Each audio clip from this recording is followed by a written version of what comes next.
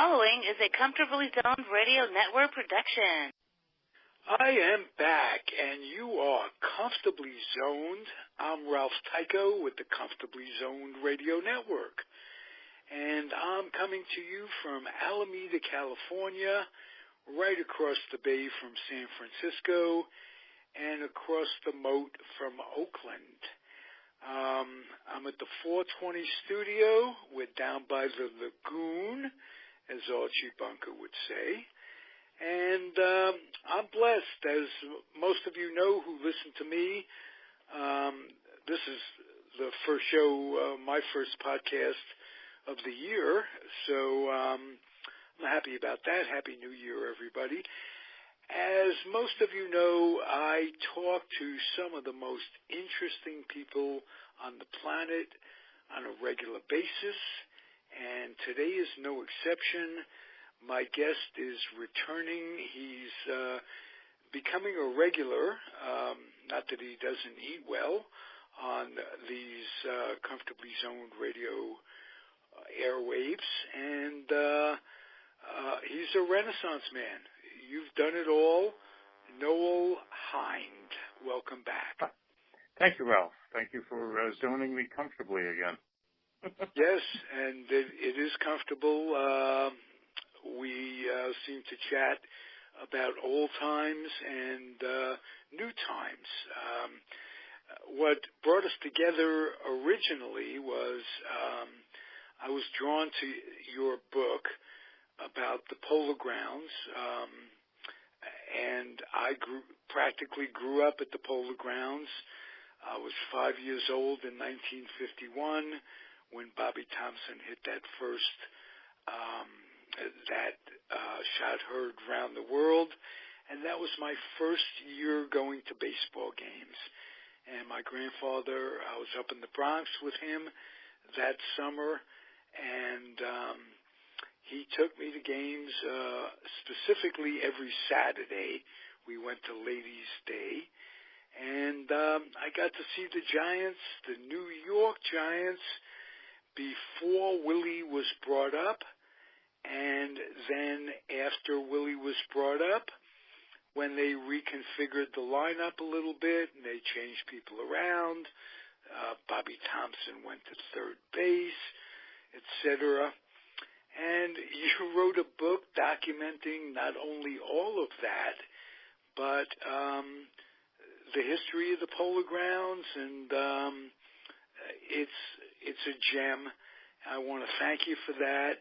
And tell me, if I haven't already asked you, how the book came about initially.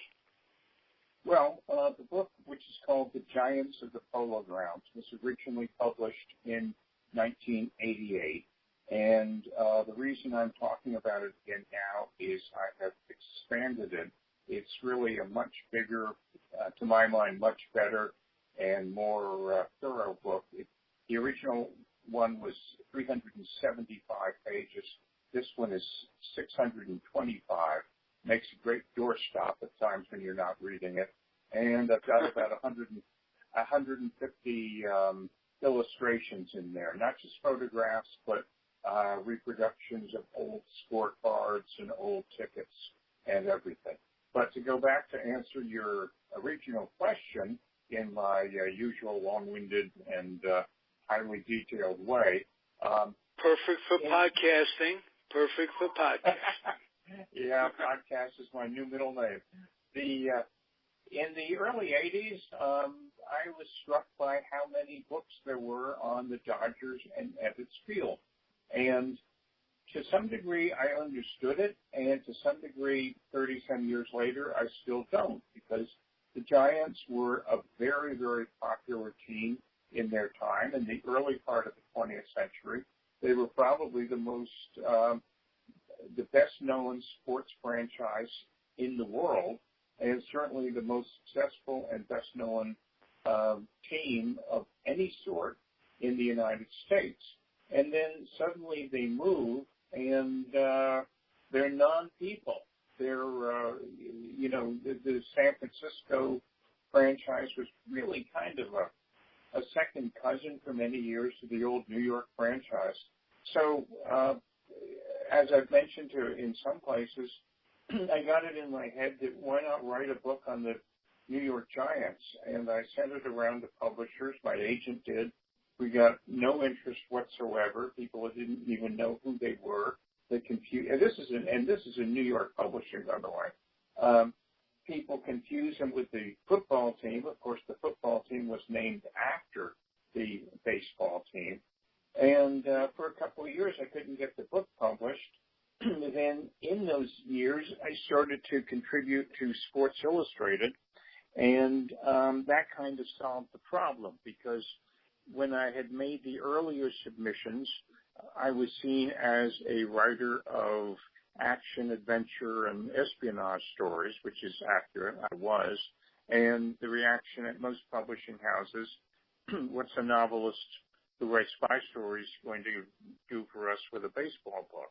In any case, I went back to some of the same companies who had turned the book down in 1982 and 83, and as billed as a contributor to Sports Illustrated, it became a more attractive project, and that's how the original edition was published.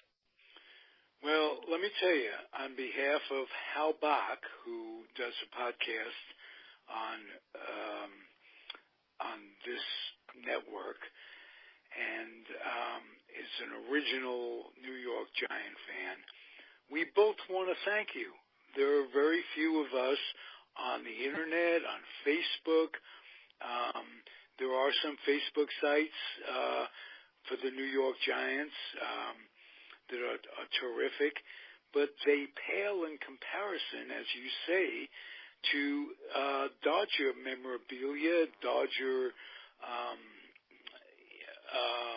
nostalgia sites, and you could look all over the internet, and for one reason or another, I attribute it to Jackie Robinson. He and Branch Rickey changed the game so drastically, and the intimacy of Ebbets Field, that had a lot to do with it.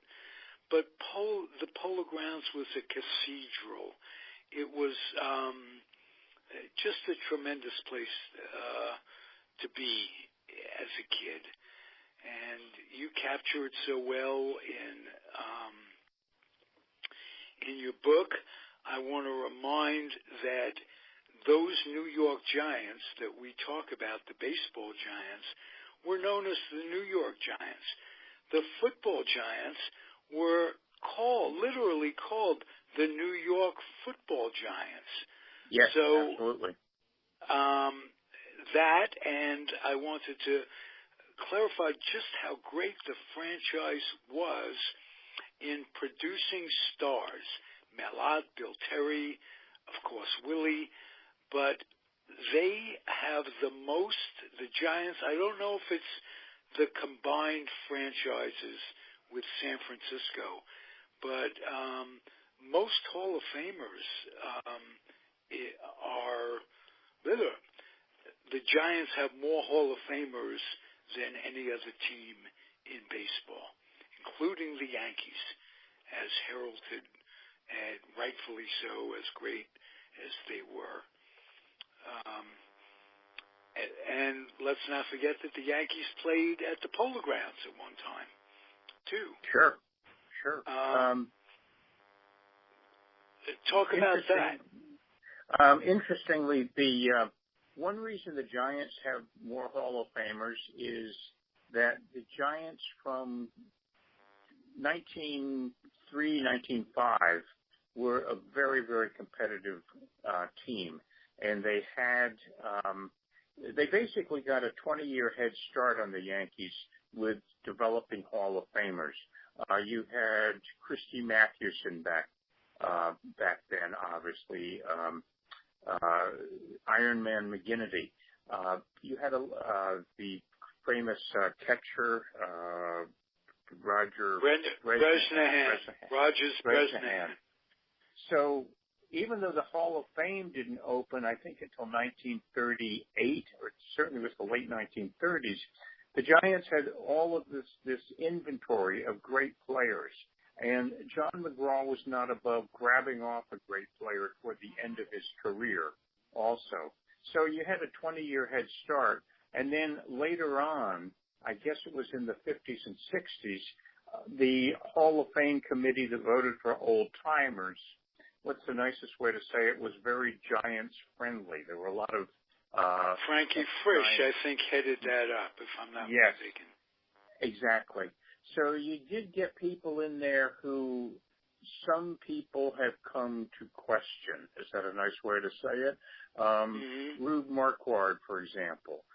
George Kelly, who was a fine first baseman in the 1920s. Well, if George Kelly is in, why isn't Don Mattingly in? Why isn't Gil Hodges in? You see what I mean? So, right. Joseph Stalin once said it's not a matter of what the votes were, it's who counts them. Well, I guess any I just read today another Joseph Stalin quote, which is very interesting. His quote was, if one person dies, it's a tragedy. If 1 million people die, it's statistics. Yeah, very true. And it's hard. That was Joseph Stalin. Remember, this is a man who you don't have to remember. You remember, but those out there, this guy was killed a lot of people. But it's interesting that he had a regard for the individual who dies, as opposed to the many that die tragically. So, yes, Stalin is frequently mentioned, along with Hitler, in the same sentence as Walter O'Malley in some circles, as the three most. No, actually, they're mentioned in the same sentence. Yes. Along with him, you said it perfectly. The three most evil men of the 20th century. I think Pete Hamill, the writer, and one other, might have been Jimmy Breslin, sat down and each in a bar, naturally, because these things can only take place in a bar. And they said, okay, you write down your list of the 10 most evil people in the century, and I'll write down mine. And the three names that were on each list were Hitler, Stalin, and Walter O'Malley. Interesting indeed. He broke a lot of hearts, but let's clarify, he didn't break Giants fans' hearts. The Giants were going to move with or without Walter O'Malley, and they were off to Minneapolis, and O'Malley put the kibosh on that. I think, if I'm not mistaken, he had as a territorial right St. Paul, which was one of his farm clubs. So he was able to really quelch that and at the same time convince O'Malley or Stoneham that coming out to California, first of all, it's the only way that the Dodgers could move to California, because of the transportation and the cost of bringing players in. But he was responsible for them coming to San Francisco, but he wasn't responsible for them leaving New York. They were going to leave New York.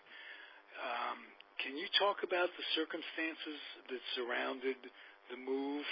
And the only person to say no on the board of directors was Joan Payson, who later ended up owning the Mets, bringing them back to the Polo Grounds. Well, I believe one of the people. I think one of the people on the board of directors was Donald Grant, who later became the much vilified president of the Mets. acting on behalf of Mrs. Payson. But there was that one vote, I think it was 10-1, in favor of moving. But just to backtrack for a second, New York City, if you look at it historically in the late 1950s, it was kind of a perfect storm for how to lose a couple of ball clubs, because the Giants were in an area in Upper Manhattan which was perceived as, quote, dangerous, unquote, because bad neighborhood, which unfortunately was mostly a black neighborhood, had encroached on the polo grounds. I met people who told me stories about how, if you didn't pay, protection for your car on the street, you'd come back and the windshield would be broken or the tires would be slashed. A lot of people were afraid to go to games there. And it was part of a general decline in the franchise of the Giants, along with attendance. Stoneham also was not putting a good team on the field after 1954. They dropped, I think, to maybe third place in 55. And then when I was first following baseball, the Giants basically spent 2 summers in 6th place. They always had, I think, the Cubs and the Pirates behind them and the Phillies in the first division in front of them.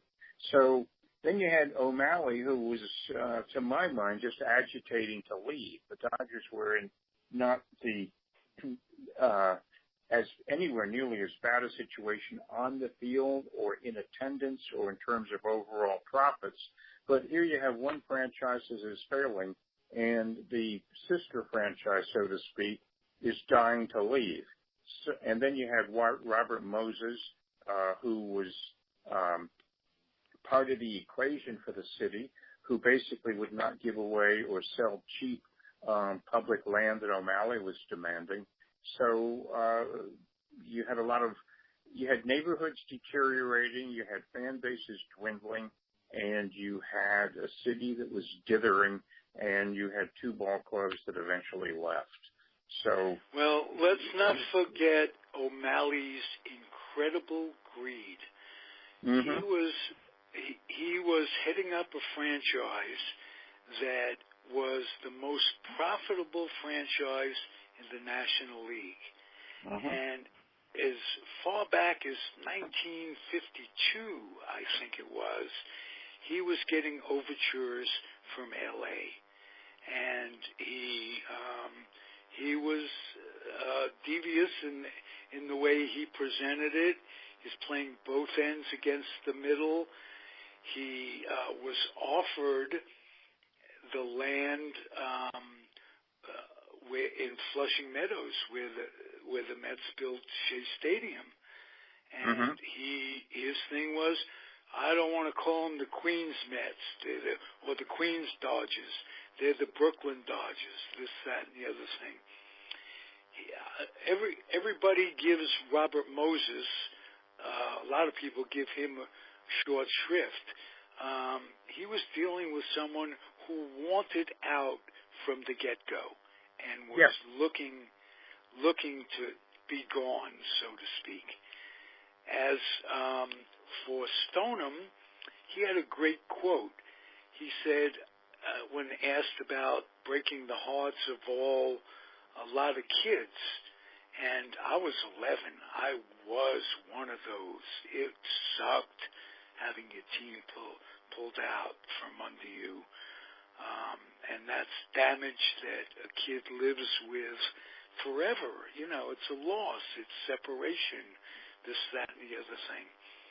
But not to cry too much, I ended up spending the bulk of my life in the Northern Bay Area, so I had the Giants, and I even got to see Willie in his second prime. But that notwithstanding, it does suck for the kids. And Stoneham's quote was, it's bad for the kids, but I haven't seen their fathers around here very much. Yeah. Horace also wanted... I was paraphrasing that a little bit, but it was true.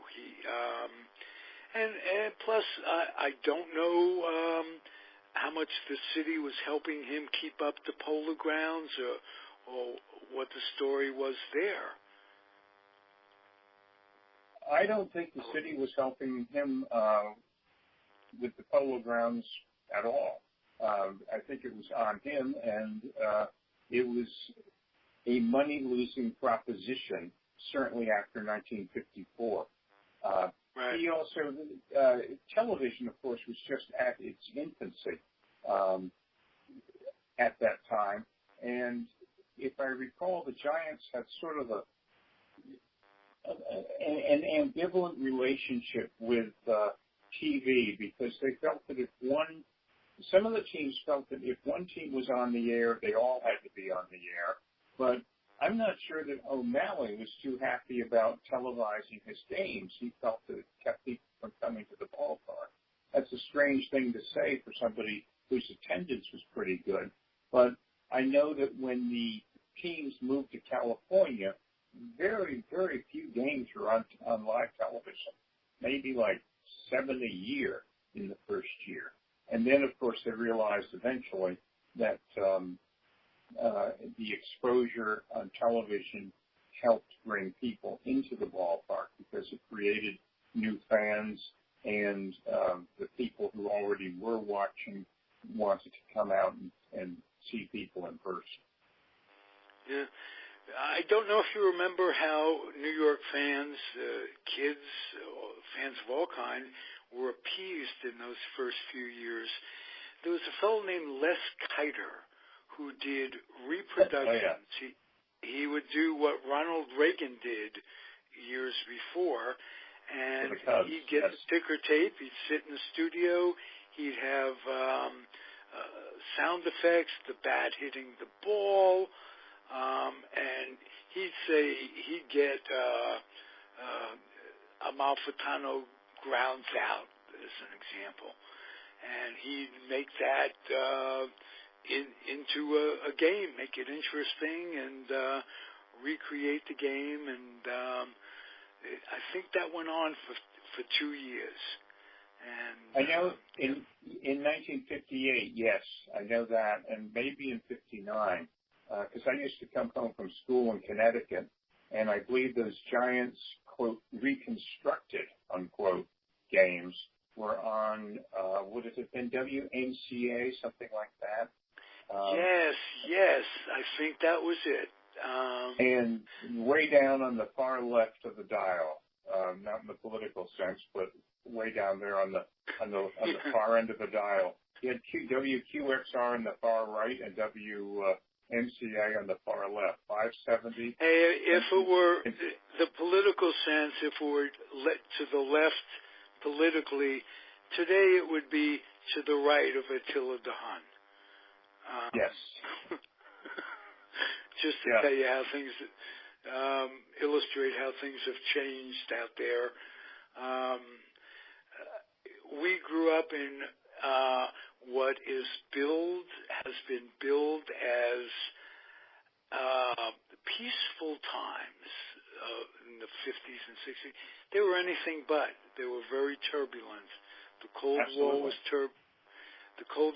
turbulent, and so that's the only way old folks like us can adjust to these times. It was never easy. The 50s weren't easy. The 60s weren't easy. You had the Bay of Pigs and all that, and then you had the Vietnam. We'll get through this. Trump is just a little bump in the road. But yeah, losing your team sucks. The Giants leaving sucks. But the Polo Grounds went on, and you write about that a little bit. Among the things that came to the Polo Grounds were the Titans, who became the Jets, and I got to go out and see them in the early years. Me and 200 of my closest friends would sit in a cold in a cold winter watching the original Titans, with Al Doro and Maynard and those people. And I want to know who got the proceeds from the stadium. Did Stoneham sell the stadium when he left, or did he just leave it, or how did that go? I don't know. That's a good question. No one's ever asked me. And my guess is that the Giants probably still owned the land on which the Polo Grounds stood, and hence the Polo Grounds was really basically by that time a building that was going to fall down. We're talking, of course, after the Mets had used it for a couple of years. So my guess is the team probably sold the land possibly to the city for redevelopment because I think public housing and low-income housing was built on the site. So that's probably how it worked. That's a very interesting question. I'll have to see if I can research that one some way. It should be, it should be a matter of real estate record. Yeah, somebody was making some sort of profit off the rental of that down the road. And, oh, yeah. I miss the old gal. The old ballpark. The old gal, yeah. Yeah. In those days, it was like a boat. These were cathedrals. How few of them are left. Boston has one and Chicago has one. All of the others were built in our lifetime. Very true, but even that brings up an interesting thought because Fenway and Wrigley are basically of the same generation as the Polo Grounds. The final structure of the Polo Grounds was built around 1911, and then part of the grandstand and the outfield was renovated in the years that followed. For example, if you see Babe Ruth batting in the Polo Grounds, which would have been 1921, 22, you can see that he was not, if you look down the right field foul line, you could see that it was not the double grandstand that some of us are old enough to remember now.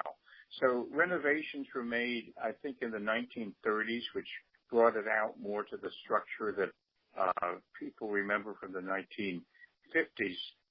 But that park was of the same generation as Wrigley and Fenway, and conceivably it could have been saved and renovated and kept along the years, and it would have been, I suppose, still in use and probably cherished much the way that those parks in Boston and Chicago are. On the other hand, Yankee Stadium, which was built in around 1920 and opened, I guess, in 23, that eventually, was allowed to go into decline. It was repaired once in the 70s and finally completely demolished.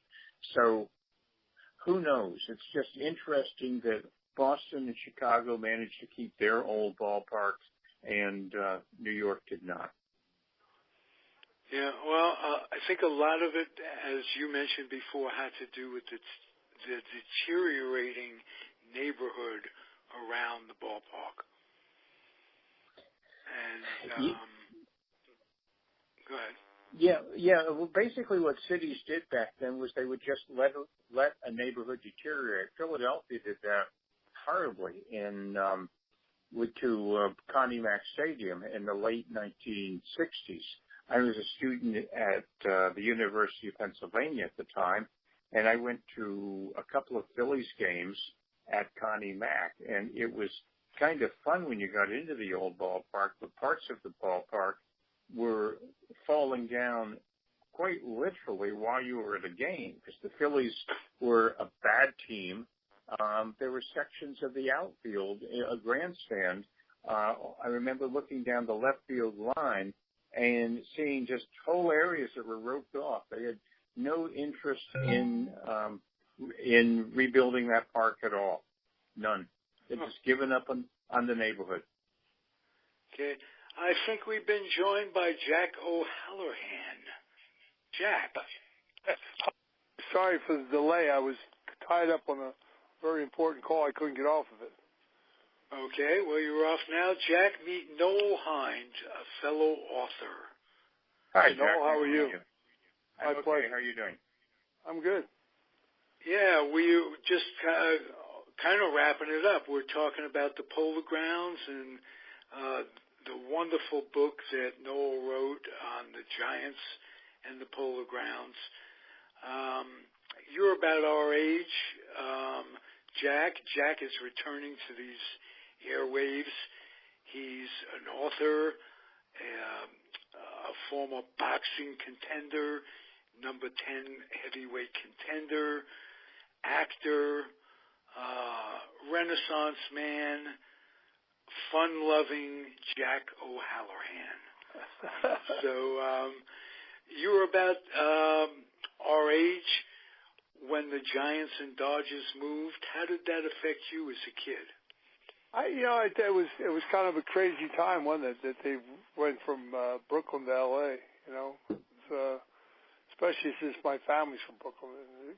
It was kind of there were a lot of very disturbed people at the time when that happened. Yes. You were happy about it? You are, to tell our audience and to tell even Noel, you are kind of, to use the expression, you're a made man. They tell me. And that's what they tell you. And your father was a very prominent man in the, I don't know if the Cosa Nostra is the word, or is that an insulting word?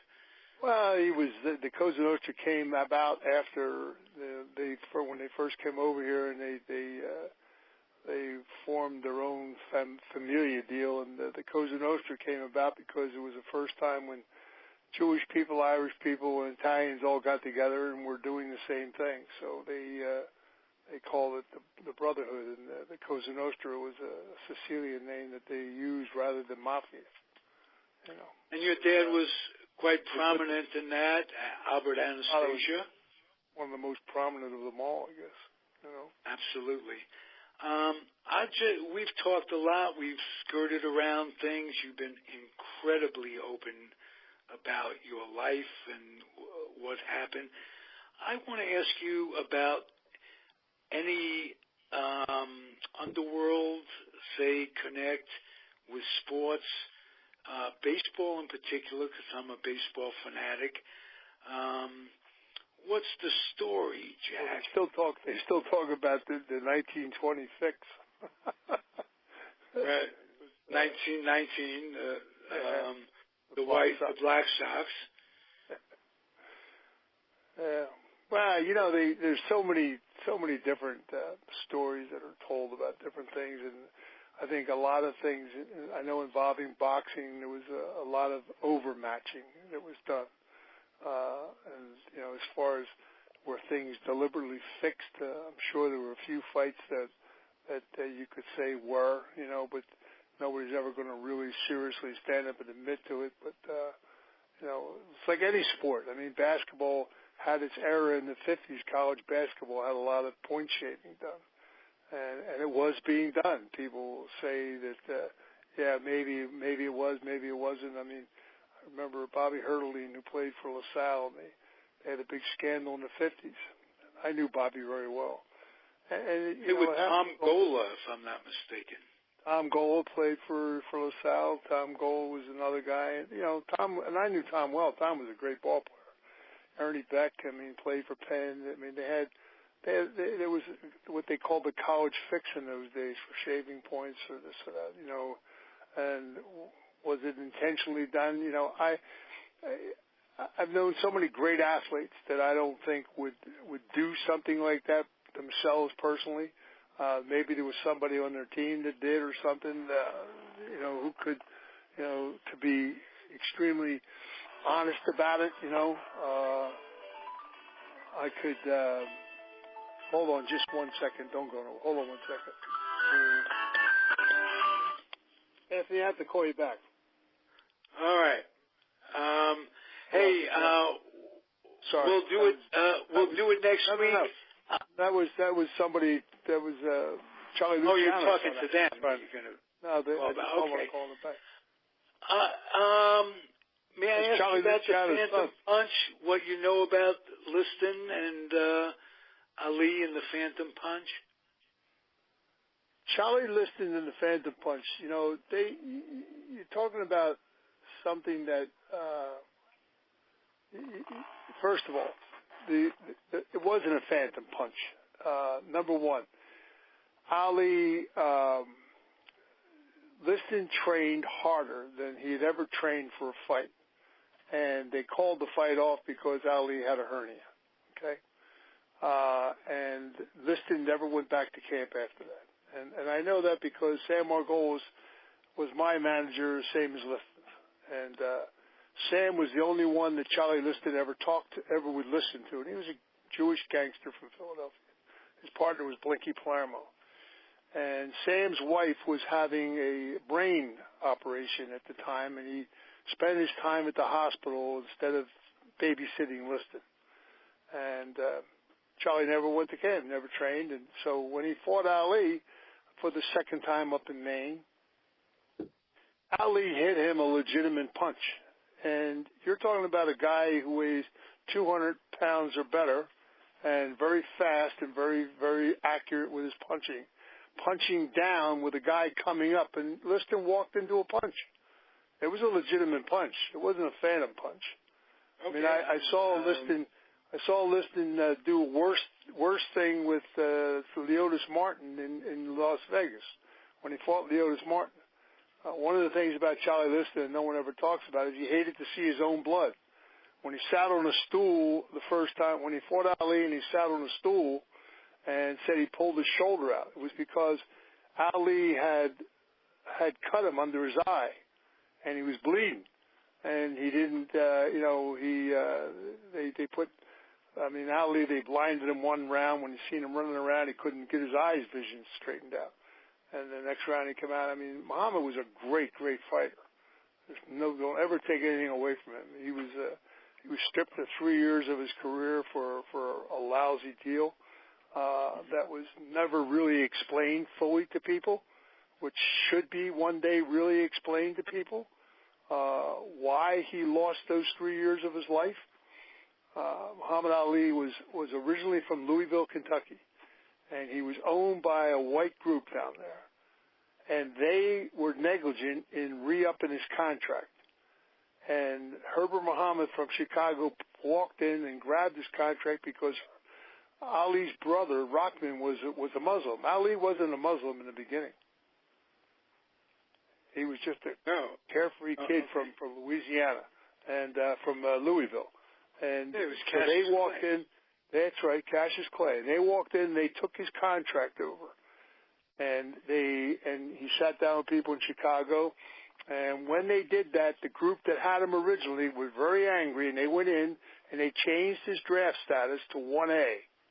It was 1Y. I don't know if you know anything about draft status, but 1Y meant... Oh, I was 1A. Oh, yeah. They changed him to 1A. Know. Okay? They changed him to 1A, and all of a sudden he's getting drafted. And he went to the people and he said, listen, well, I'll be like Joe Louis. What's the big deal? I'll go into service and, bam, no problem. And they said, no, you will not. We're going to make you a conscientious objection. You are going to not go into service. If you do, we'll shoot you from behind. And then what scared him was Malcolm X was a good friend of his, and they killed him. And that scared the hell out of him. Whoa. And he went along with their program, and he lost 3 years of his life as a fighter. And when he fought Frazier, he was told that if Frazier wins the fight in New York, they would excuse all of his legal problems with the draft and everything, and bam, and all of a sudden everything disappeared. You know, and he went on to be, but he lost 3 prominent years of his life that would affect any athlete. Okay? But he was a great athlete, period. No matter what sport he would have went into, he would have been good at it. He was just a great athlete. I knew Muhammad extremely well, and I liked him a lot. We were signed to fight 4 times. He was a good friend. I mean, he called me on the phone one time. I was in San Diego, was California heavyweight champion, and he called me up one time on the phone. He said, "You got to do me a favor." He just bought a house in Cherry Hill, New Jersey. "You got to do me a favor." I said, "What favor?" I said, "I'll do you a favor, sign a contract to fight me." He said, I will, but you got to do me a favor." I said, "What?" He said, "You're fighting my brother Rockman. You got to get him out of boxing. He's embarrassing me." I said, "Rockman Ali is your brother?" He said, "Yeah." And I was fighting him a week from the time of the phone call. I said, "Oh my God, I better go in the gym and train a couple of days." And I knocked him out in the 9th round, and he never fought again. You know. So and Ali said, "Okay," and we made a deal. We were going to. When he fought Norton the first time, he was supposed to fight me, but some people that owned Norton were very wealthy people. Bob Byron, and Rifkin. Bob owned La Jolla, and Rifkin owned Coca-Cola, and they went to Chicago with $3 million. And Norton got the Ali fight. And Ali called me on the phone crying. "I'm sorry, I have no control. Ba-ba-boom, ba-boom, whatever." You know, so that's the name of the game. You know, just the way things sometimes are. If my father had been alive, I would have been heavyweight champion of the world without a problem. If Frankie Carbo would have been out of jail, I would have been heavyweight champion of the world. You understand? Because I would have done what I was supposed to do. I would have trained properly. I used to take fights on a week's notice, just because I was taking care of other business, and it was a great way to get around the country without anybody looking at you. When I could fight, I was a tough kid. What? Jack, let me throw a question in. We've never spoken before, and I'm finding this fascinating because when I was writing the book on the Polo Grounds, naturally there were a number of great fights in the 20th century that took place at the Polo Grounds. Hypothetically, if Dempsey had fought in his prime, had fought against Ali in his prime, what do you think the result would have been? Ali would have beat him. Yeah, that's what most guys seem to say. I knew Jack. I used to sit in the window at the restaurant with him up on Broadway. Jack was a super guy. I mean, he was a great fighter. But he fought in a different era. And in the era when he fought, they used to step on your toe, hold you behind the neck. They used to kick you in the leg. I mean, they got away with a lot of things you wouldn't have got away with in our era. Okay, they stood over top of people. The long count with Tunney and all that stuff, you know. They stood over top of people, and it was the referee. If you went to get up, they'd knock you right down. Oh yeah. You know, it was a whole different era altogether. They got away with cuffing people. They got away with thumbing people. They got away with. I mean, the gloves they used were smaller. There's just a lot of things that people got away with that they wouldn't have got away with today. But it was a different style of fighting. Yeah. Did you ever know Benny Leonard or see him fight? Oh, Benny Leonard was a trip. He's from Philly. Sure, I knew Benny. Benny was a lightweight fighter. Yeah. The whole little guy, but he he was a fighter. Tough He was a great fighter. The guy, to me, there were two guys that were. One guy was probably one of the best lightweights that ever got in the ring was Willie Pep. Willie Pep was an amazing fighter, and the other guy was Ike Williams. Ike Williams was a devastating puncher with either hand. And Ike Williams fought a guy down in New Orleans one time, Jimmy Carter, I think it was, and they had like 90-some stitches between them, and they held the purse up. They said the fight was fixed. You know, I mean, you see some crazy things going on in boxing. You must remember the Basilio Fulmer fights then in the 1950s. Oh, sure. Too. Yeah. They were wars. They weren't fights. They were wars. Oh, yeah. You're talking about a different breed of fighter. These guys were tough people. You're talking about guys who fought 200 and 300 times, you know. Boxing was a whole different. I mean, I had 25 fights that would never registered on my record book anywhere. When I lived up in New England, there was a guy called Sam Silverman, Subway Sam Silverman, they called him. and he and now and the mob guy up there was oh God, what was his name? I could see his face. They ran boxing all over New England. They had shows up through Maine and Portland, Maine, everywhere. So I used to go up there. We'd drive up from Boston, and they'd say, "Oh, Jack, we're short of bouts. Do you mind fighting tonight? You have your shoes with you." And I would fight. I would go in and fight under another name. I had 25 knockouts. That was never registered on my career. You know, it was like going to the gym and fighting a day in the gym. You know what I mean? So it was. You know, have I seen a lot of crazy stuff in boxing? Absolutely. But you know, I've seen it in other sports. I played pro football.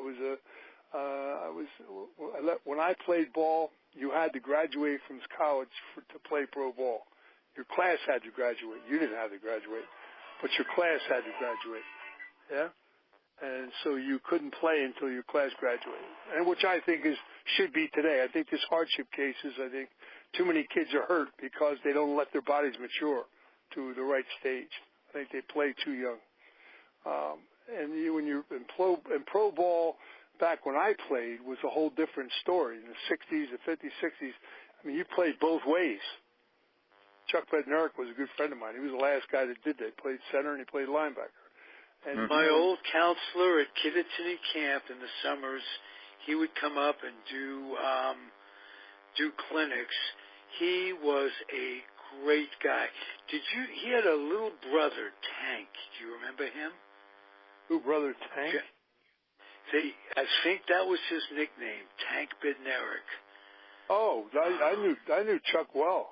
I knew Chuck very well. Chuck was last guy to play offense and defense. They won it in '60 with Norm Van Brocklin. That's right. And he ruined Griffith. Chuck Bednarik hit Griffith, and he put him in another planet. I was at the game in Philadelphia. I was sitting. I was at the game. When he stood over him, and he wasn't taunting him, Chuck wasn't. No, he was enjoying the play at the moment. That's why they call him Concrete Charlie. I mean, he ran into him. It was like running into a concrete wall. He was a great ball player. Again, he had a younger brother who would come up on these clinics, and he was a nice guy, too. I didn't know his brother. I knew Charlie, though. Yeah. Well, Chuck could hike the ball under his legs, with perfect spiral, longer than anybody in the camp could throw the ball. That's how skilled he was. Clay was a good ball player.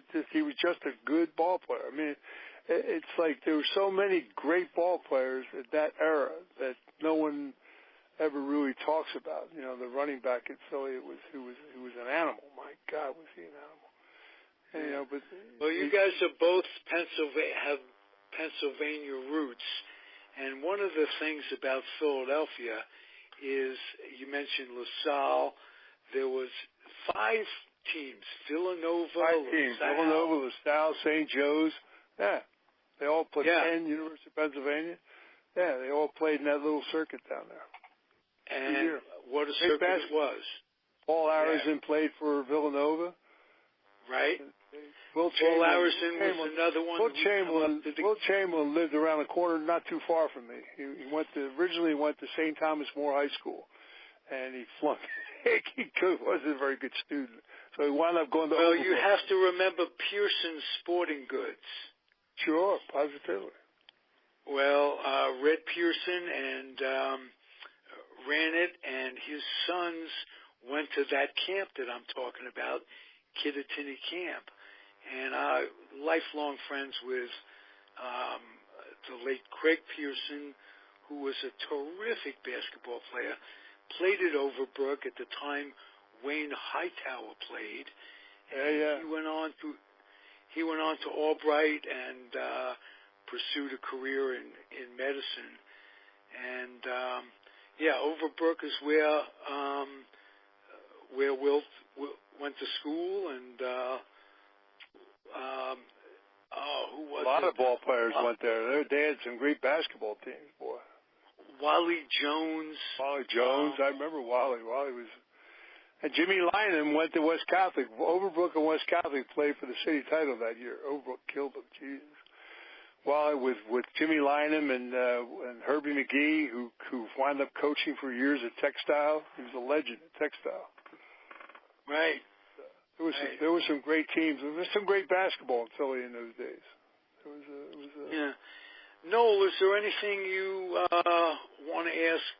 I've been hogging the mic with Jack. Anything else that comes to mind that you want to clear up in your own head or ask? It's a two-part question, Jack. I'm guessing you probably knew South Philadelphia reasonably well. Yeah, I would say so. Yeah. Dante and Luigi's. Does that ring a Sure. bell? Yeah. One of my favorite places. I went to Penn, but we used to go down to South Philly. You went to the University of Pennsylvania? What year did you go to Penn? I graduated in 1970.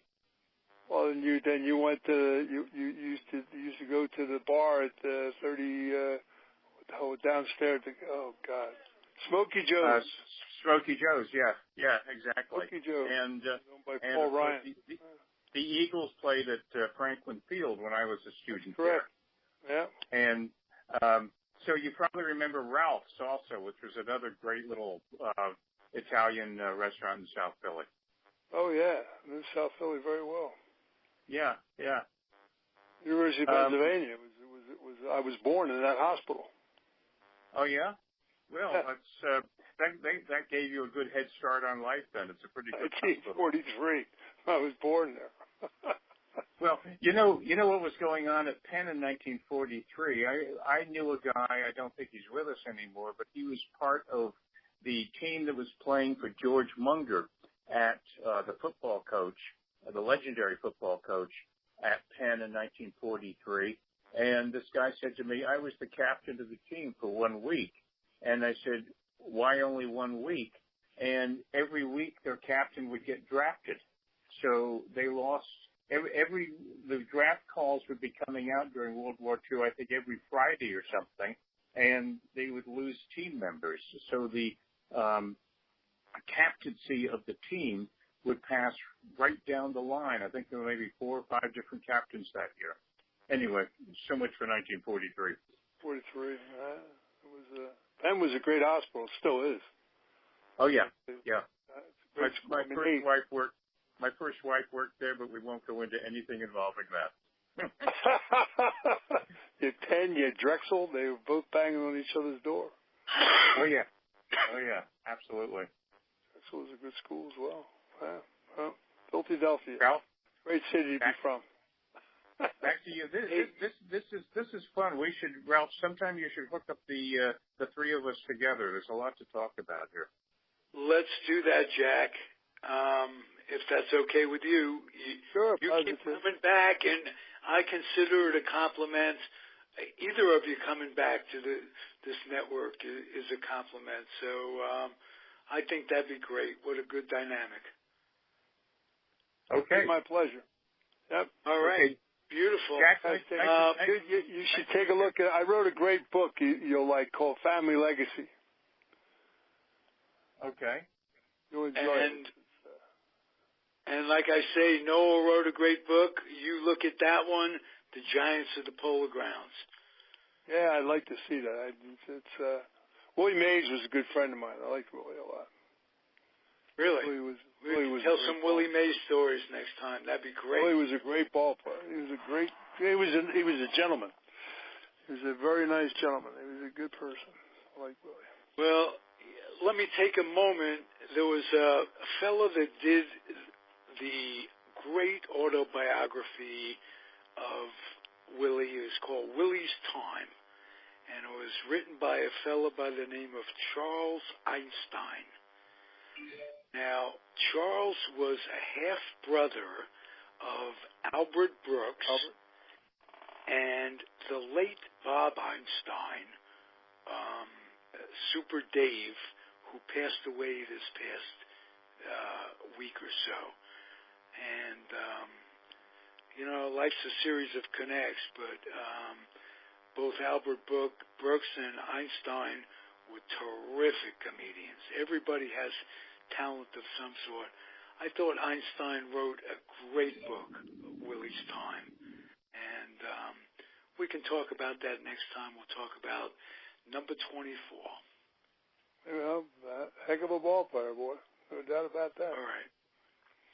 Great show, guys. Thank you. Comfortably Zoned Radio Network. I'm Ralph Tyko. The guests, Noel Hynd and Jack O'Halloran. Nice talking to you, Noel. Same, Jack. My pleasure. Look forward to the next time. Take care. Yeah, for sure. Be well. Beautiful. Stay healthy, gentlemen. Take care, guys. Thank you. Bye. And thank you again Ralph. for listening, everybody. Adios. Bye-bye. Stay with us. There's more to come on the Comfortably Zoned Radio Network.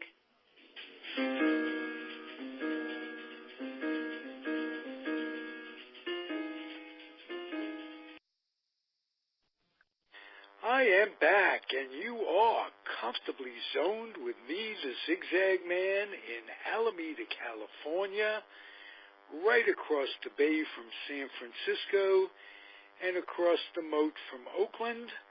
I am in the 420 studio, and I am blessed to have one of the most interesting guys in the whole world on the internet. He's going to tell us about Ernie Banks, one of my heroes when I was a kid. And as most of you know, I'm a big, big baseball nut. And I get to talk to a lot of folks in and around the game. No exception today, Doug Wilson. Welcome to Comfortably Zoned. Well, thanks for inviting me. All right. I got to know because Ernie Banks is one of the 500 home runs, shortstop, Hall of Famer. He's a guy that continually gets overlooked when we talk about the greats. Stan Musial as well, but Ernie Banks seems to be underrated. If you can imagine that, if you grew up watching him in the 50s and 60s, imagine him being called underrated. Would you agree with me, Doug?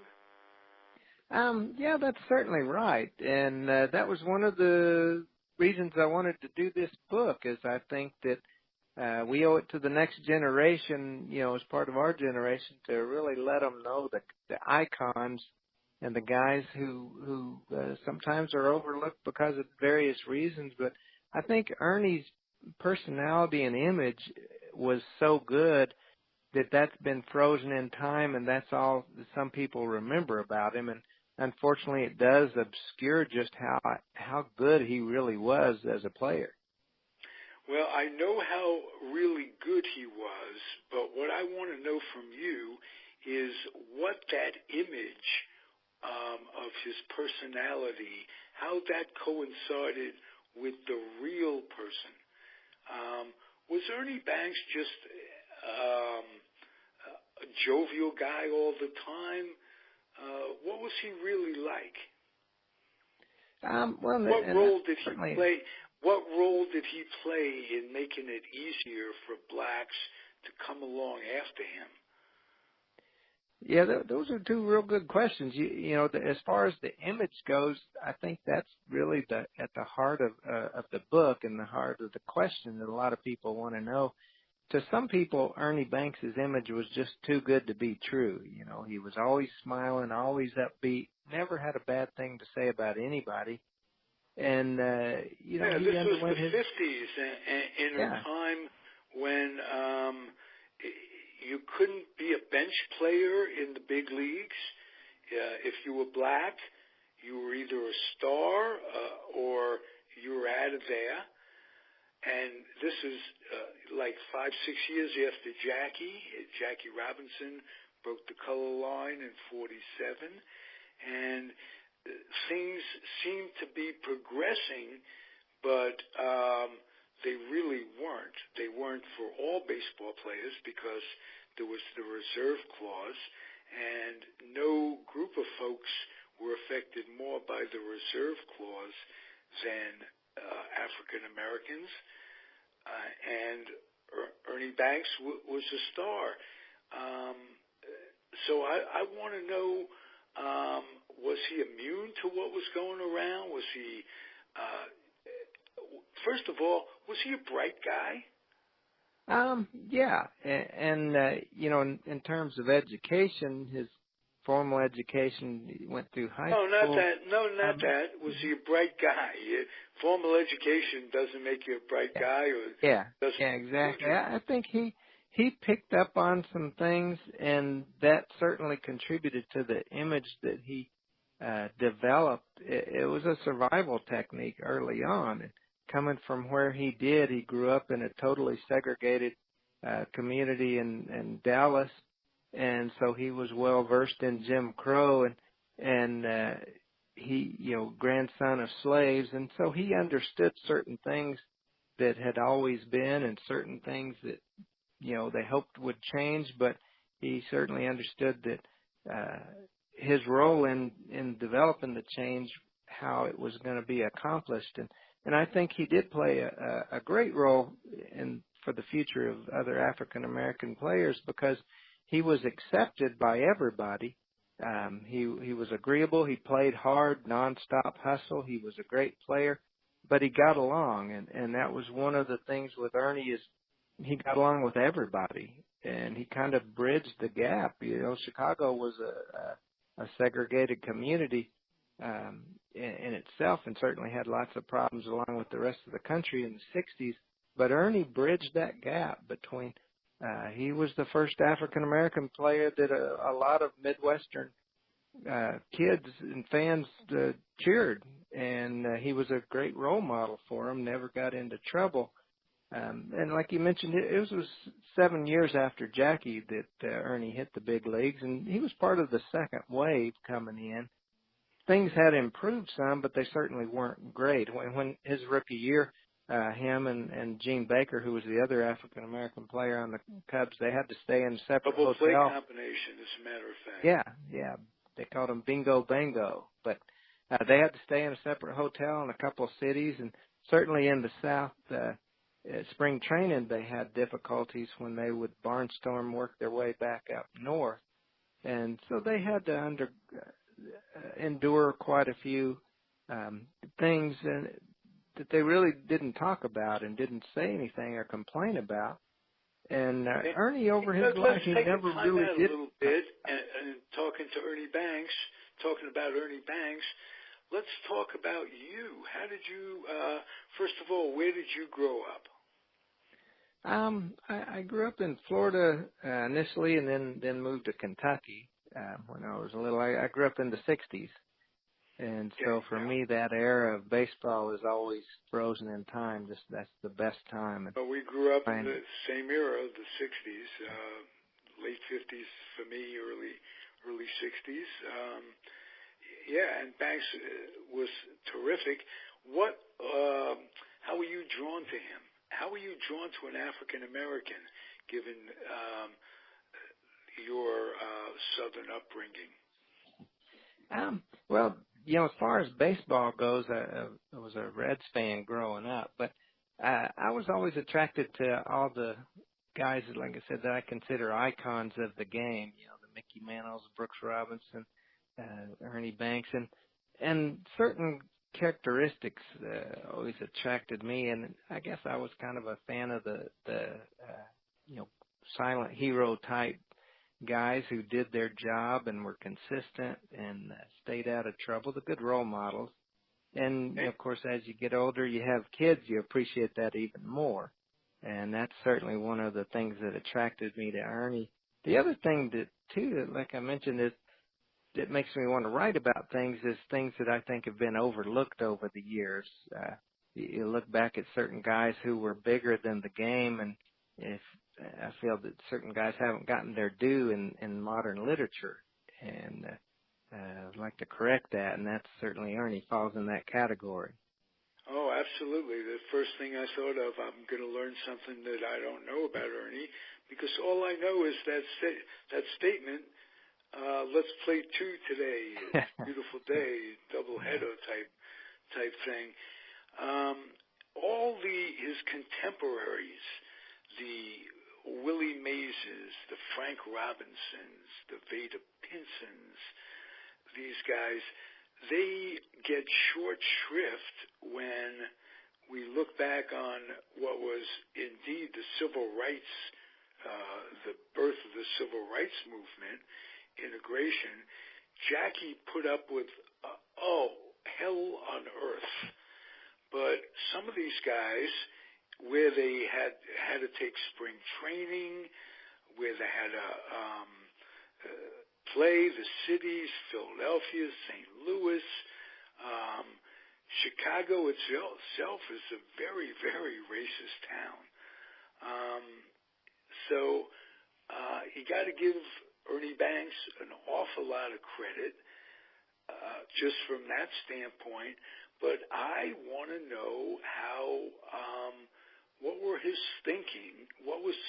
thinking, and I also want to know how he and Leo, I know how Leo DeRocher treated him when he was the aging superstar on that 69 Cubs. I want to know, did he stick up for himself? What was the real Ernie Banks like? It couldn't have all been let's play two. It's a doubleheader. Yeah, exactly. And I think a lot of Ernie's public image was a defense mechanism. Again, where he grew up in the South, if you stuck your head up and made waves, you got in trouble. What was the private Ernie Banks? Yeah. Well, one thing is he never really showed hardly anybody the true Ernie Banks. You have to look at a lot of different interviews and things he said over his career and hints, but even his closest friends still said you just never were exactly sure what he thought. But obviously he endured a lot of things, and I think basically he just didn't want to make waves. He endured a lot of slights silently, and you almost couldn't make the guy mad no matter what they did. And Leo was the classic, when Leo DeRocher came in 1966, he was the famous guy that said nice guys finish last, and everybody knew there wasn't anybody in the game nicer than Ernie Banks. So you had the setting right there for a big clash. The other thing is, of course, Leo always had to be the alpha male, and he was coming into a city with the team named. He had a guy sitting on the bench named Mr. Cub, and that rubbed Leo a little bit, that he didn't want anybody more popular than him. And the other thing, too, is Leo had a specific style of play. He liked hit and run, stealing, and at that point, Ernie's knees were shot, and he couldn't do that. So initially, Ernie tried to trade, or Leo wanted to trade Ernie, and Phil Wrigley, the owner, just basically said, that's not going to happen. So then Leo's next attempt was to shame him off the field, and he would just insult him constantly, bringing up his shortcomings, telling the reporters quit calling him Mr. Cub, telling everybody how slow he was, he couldn't do anything. And Ernie just kept his head down and kept doing his job. He didn't let it rattle him. He didn't let it get him down. So then Leo tried to bench him. 4 or 5 times he brought in rookies. This guy was going to be the next great first baseman for the Cubs. He traded for a few other guys, Lee Thomas, John Bacabella. Campbell, I remember, played a little first base. Yeah, and he would give away Ernie's job for a while, and Ernie always came back and won it back. And then the classic was in 1967. In spring training, Leo made Ernie a coach, and they made a big deal out of, Ernie's going to be a coach now. And that was Leo's attempt to kind of kick him off the field. But and Ernie didn't even get to play till about 2 weeks were left in spring training. He sat on the bench the whole time. But then when he did get in, he hit over 400 the rest of spring training, and he won the job. Had a great year in '67, And the Cubs, that was the best year they had in about 20 years. They actually pulled into first place in July. And by the end of the year, everybody was saying Ernie was the comeback player of the year. And sports reporters will go to Ernie in the off season and almost beg him to say something bad about Leo. And the beautiful thing of Ernie is that postseason, he gave Leo credit. He said, yeah, this was our plan all along, me resting on the bench in spring training, that kept these old legs fresh. So when the year started, and so, he turned it around to give Leo credit. And of course, everybody knew what he was doing, and everybody knew how Leo felt about him. But he would never react to it. And Ernie got to the point where when reporters would come and ask him a question about Leo, he would say, Leo DeRocher is the greatest manager I've ever played for. And that was his statement. Of course, Glenn Beckert and Ron Santo and those guys would hear him saying that, and they would he be wasn't snickering including in Nelson Tappy. But yeah, or any of the college. And of course, that was Ernie's passive-aggressive way to maintain the upper hand to keep his class. And, he just would never, when he was 80 years old in an interview, he finally admitted, that man hated my guts, and I didn't even know why. But, it was 60 years before Ernie even admitted to anybody that he realized that Leo hated him. But he just wouldn't let it get him down, and he wouldn't let Leo win the upper hand. And Ernie ended up having 3 or 4 really solid years under Leo. What class on his part? Yeah. I'm really impressed with that. Tell me something about Gene Baker. And he had some good years when they first got together, and he faded quickly, went to Pittsburgh. Anything behind that? Well, yeah, Gene Baker is unfortunately a forgotten guy. He was a very, very good player. In fact, he had been the shortstop for the Kansas City Monarchs that immediately followed Jackie Robinson. And then when he got signed into organized ball, his replacement for the Monarchs was a young guy named Ernie Banks. And so he was the bridge there. But he was a very slick fielding, good, solid baseball player. He was actually the second African American ever signed by the Cubs organization. The first one was a pitcher who didn't really get much of a chance, but Baker had several solid years in the minor leagues for the Cubs, and he was in the Pacific Coast League and was acknowledged as the best shortstop in the PCL for 2 or 3 years, but Wrigley and the Cubs wouldn't bring him up, and that created a pretty big firestorm, particularly the Chicago defender, Wendell Smith. The reporters really started, having some articles wanting him to be brought up.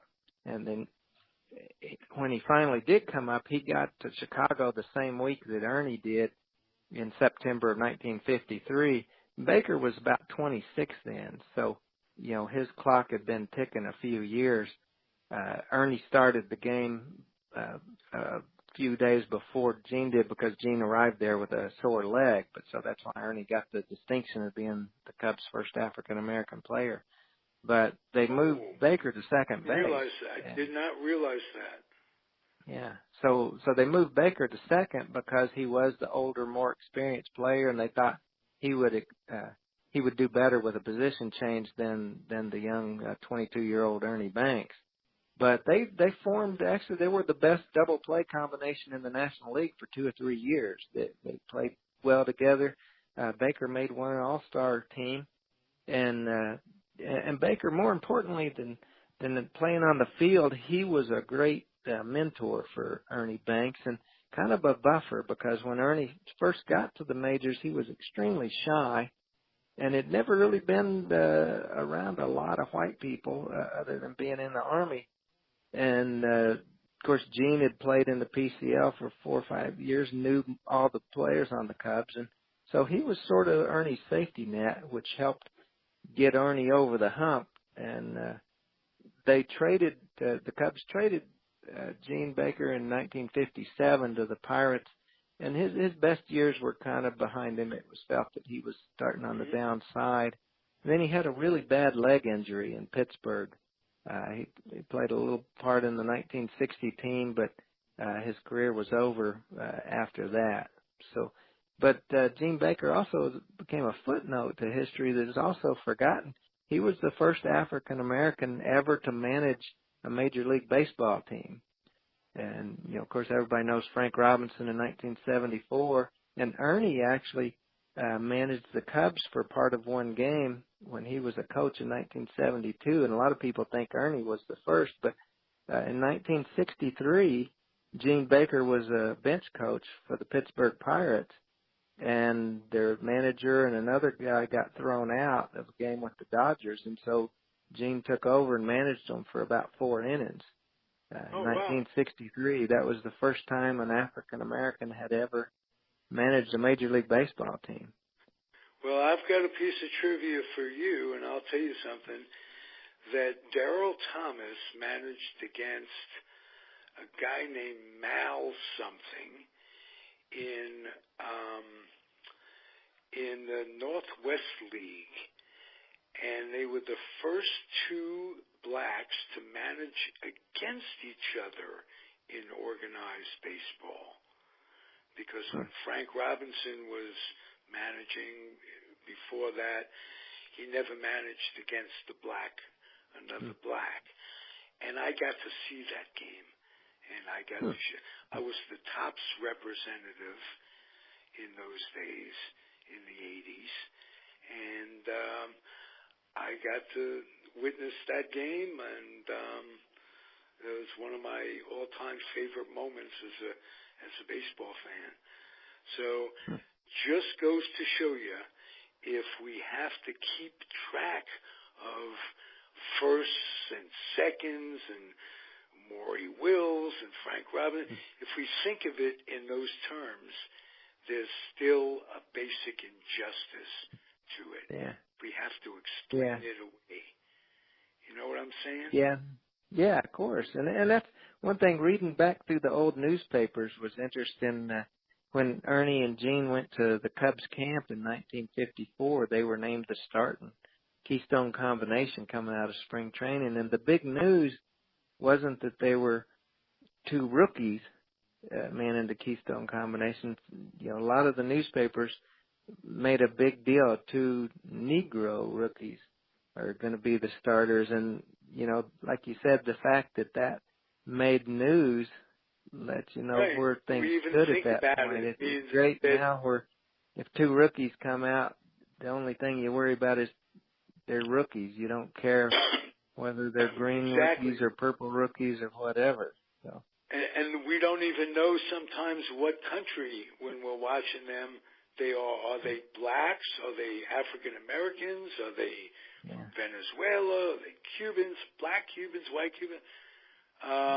Who gives a flying frig? Yeah. That's once we get to that point where nobody even knows or cares, then that's when we'll be at a good point, I think.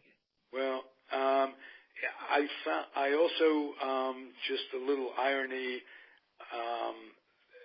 The Cubs were, as most teams were, reluctant to bring up more than 1 black. I think you mentioned it. Bringing up Ernie and the second baseman was kind of a challenge to them. 10 years later, to their credit, they hired Buck O'Neill as the first black coach in Major League Baseball. So that was in '62. So it's a real strange world we live in. Am I right? Yeah. And of course, Ernie had a relationship with Buck O'Neill that's part of a big part of the Ernie Banks story. Buck was the manager of the Monarchs when Ernie came up to him. And Ernie, I think his personality, he sort of absorbed some of Buck's famous optimism and good cheer. And they maintained a pretty close relationship through the years, because when Buck left the Monarchs as the Negro Leagues were diminishing, and he joined the Cubs as a scout and a kind of a minor league instructor, and then they did bring him up to the majors in 62 and 63, and then he remained with the organization for another decade. The guys that he signed, signed Lou Brock and Billy Williams and guys like that, Buck really knew baseball when he saw it. Oh, absolutely. And another connect to the Cubs that I have, you mentioned Lou Brock. They played a doubleheader with the Mets in 62, and it was the doubleheader that Marv Throneberry missed first and second base on the way to a triple. Yeah. And that was one of the games. I attended that doubleheader as a kid. And Kenny Hubbs played second base, and I have a long Kenny Hubbs story I won't bore you with, but that revolves around that game. But my point is, Lou Brock hits a home run into the center field bleachers in that game. Like, you were at that game? Joe Adcock had done it. Yeah, that's a famous home run. Yeah. Very famous home run. And that was in the first game of a doubleheader. In the second game of it, or vice versa, I got to see Cookie Lavagetto come to Casey Stengel and say, "No, don't argue about it. He missed second base as well." So those were some days when the Cubs were bad, but they were always interesting. Let's put it that way. Yeah. Hey, what other writing projects have you completed, and what's your next attempt at enlightenment? Well, the funnest book I think was one I did about 5 years ago called The Bird. It was on Mark Fidrich, and mainly centered on the fun he brought to the game in that magical year, 1976. Nobody had ever really seen anything like when the Bird hit the majors. But then it had a biography on Brooks Robinson and also Carlton Fisk a few years ago. I'm not currently working on one right now. I'm kind of wait for a good idea to hit that hadn't already been done. What fueled the passion of baseball in you? Were you a journalist first, or baseball? No, I was a kid first. Just as far back as I can remember, I just loved baseball. I can remember as just a little kid throwing a rubber ball against the side of the house and pretending I was Brooks Robinson making diving catches and stuff, and everything. We were little, we'd have great arguments in the cafeteria, sneaking in baseball cards and arguing over who's the best player and stuff. And that's really what fueled the passion, was just the fun of it. And like I said, even now that brings back the kid in me when I start thinking about these guys from the 60s. Were the Cubs the team you rooted for as a kid? No, like I said, I was mostly a Reds fan.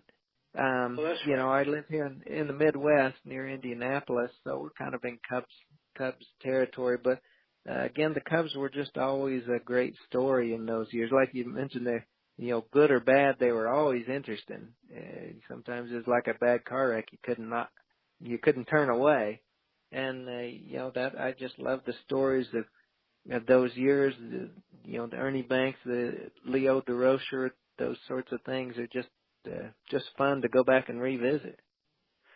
Right. Well, Leo used that pitching staff over and over again and would not rest guys either. He also had trouble with a center fielder. In 69, Don Young. Don Young was coming into his own, and I think Leo managed to screw that up. If the story, if I'm remembering correctly. There was a famous game where, Young was a rookie, and that was really, the Cubs had a great team, 69. Every single position was filled with an all-star almost. You know, you had Beckert, Banks, Kessinger, Santo, Hundley behind the plate, Billy Williams. But center field was really the one weak link, and they had a rookie, Don Young, who was a really good fielder, but he was kind of a sensitive, quiet type guy. And there was a big tenth series in New York late in the year, and Fergie Jenkins took the lead into the ninth inning, and 2 balls were hit to center field that Leo felt should have been caught. Talking to some of the guys, they would have been really good plays. One of them would have probably been a great play. It was against the wall, but both balls went in for hits, and the Mets won the game. And Leo just exploded, ripped Young to pieces in the press after the game, you know, just screaming and yelling that, you know, Leo had a 3-year-old son at the time, and, you know, my 3-year-old could have caught those 2 balls, and we can't win if we got somebody out there that can't catch. And unfortunately, Ron Santo, just in the heat of the moment, said a couple things, too, that the reporters picked up and printed everywhere. And so, and actually, Ernie pointed to that moment for 40 years after the 69 season. Ernie never said anything bad about the team or anything. You know, a lot of people mentioned the collapse. And but late in Ernie's life, he had an interview with a guy for Sports Illustrated, and Ernie said that was the moment. You know, you could just tell that after that we weren't a team anymore. And he was kind of sad talking about it, that he felt that the Leo Don Young incident really kind of, after that, there was a lot of stress on the team, and they started feeling the heat of the pennant race, which none of them had ever been in a pennant race before. That was sort of the beginning of the end. Well, the other team that had not been in a pennant race before was the Miracle Mets. So that made that season all the more interesting. Yeah. Me, yeah, and it's funny how one team, like mentioned, responds, feels the pressure, and one doesn't. And I think a lot of that goes from the top. You know, Leo was the type of guy who could increase the stress in the clubhouse, and Gil Hodges apparently was a guy who kept everybody relaxed, having fun through that. Absolutely, and if for that or no other reason, Gil Hodges belongs in the Hall of Fame. No well, I think he belongs as a player. I mean, he was a great player for a decade. No question about that either. I've come to find my education, my baseball education, now precludes my boyhood prejudices. And, you know, Gil Hodges played in the bandbox, this, that, and the other thing. Gil Hodges was a great player and should be in the Hall of Fame for sure. And especially if you combine, as they do with a number of candidates nowadays, the managing and the playing career. Hey, listen, we are at the end of this because of time, but I'd like to invite you back. You are a terrific interview. I really appreciate your time. Yeah, well, I enjoy talking about baseball anytime. All right. Doug Wilson talked about Ernie Banks, Comfortably Zoned Radio Network. I'm Ralph Tyko, and I had fun, and that's what it's all about. If it ain't fun, it shouldn't be getting done. Thank you, Doug. Thank you, everybody, for listening. We'll be back when we are. Adios.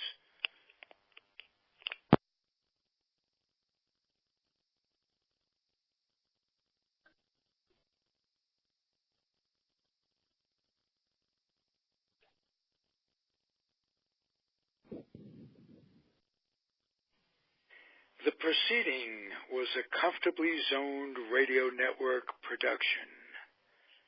Thank you for listening.